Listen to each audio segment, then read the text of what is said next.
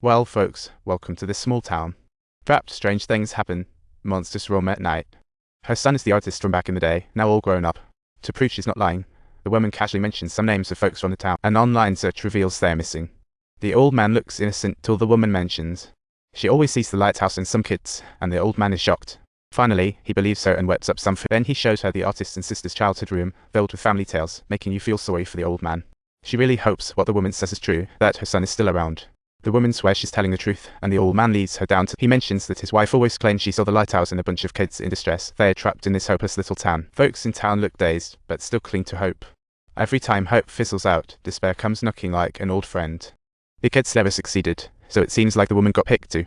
Hearing this, the woman is left speechless. The scenes in these paintings match exactly what she saw in town, including that white-clad boy she's seen multiple times.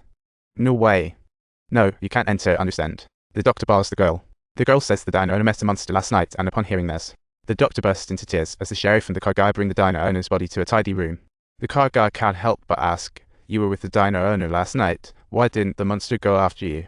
She replies, "They wanted me to see them." Right, the sheriff feels a bit down and leaves. The man and the deputy happily head back to town. They tell everyone there's plenty of food in the woods, but nobody's smiling, everyone's grim. The man figures something must be off.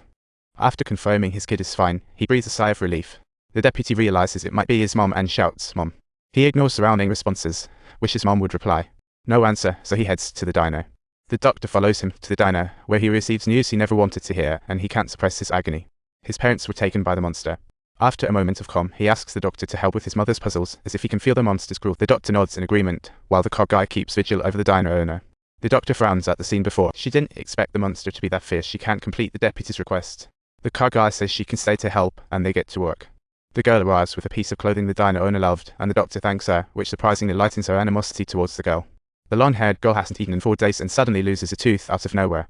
The sheriff's son rushes her to the doctor, only to find out the nurse says she's not around. The nurse says she can do the check herself. The sheriff's son is skeptical at first, but after the examination, the nurse assures him everything looks good. The baby in the long-haired girl looks just fine, and the sheriff's son breathes a bit easier. But then she starts acting bizarre. She takes a bite of the food brought back by the deputy and the man and finds it absolutely divine. So, she sneakily grabs more when no one's around her and devours it in a corner. Meanwhile, the sheriff is falling apart, haunted by visions of the diner owner's horror from last night, making his heart ache. He heads to the bar and finds the deputy, asking what on earth all those barrels are for. The deputy angrily declares burning monsters in caves. The sheriff joins and they set traps as night falls. The sheriff anxiously waits while the doctor and the car guy tidy up the diner owner's clothes, and the deputy says goodbye to his mom. Julie finds the girl, thanking her for saving her and her brother last night, and mentions she's been hearing voices lately. She doesn't want to turn into a monster like before. The girl says if Julie needs her help, she can always come find her. Meanwhile, the girl leader is dealing with the cow hurt by the monster last night, and the boy immediately recognizes it. He asks if the monster was just as cruel to the diner owner, and the girl leader says no.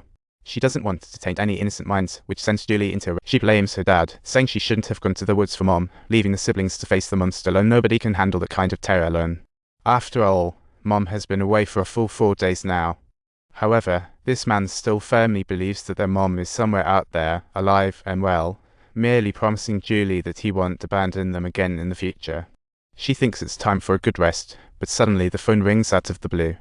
"Hey there, Dad. This is Thomas speaking. Hello there." "Hello, hello, hello. Can you hear me? Hello, hello, hello. Can you hear me? Hello, Dad, it's Thomas." The man receives a call from his deceased child. "You can't be my child." The voice on the other end keeps calling Dad. "You shouldn't have let your other 2 kids play outside. After all, it's almost dark." The man dashes out. The sheriff jingles his bell before nightfall. Seeing the kids are fine, he urgently calls them home. When the phone rings again, the man angrily hangs up, suspecting it's all a monster's prank. The artist is still jotting down the distance of houses moving in town, trying to find the key to escaping this place. He decides to relocate to the girl's place with the intention of establishing a temporary camp there. The girl goes along with him. He wants to do something for the town to make up for past mistakes.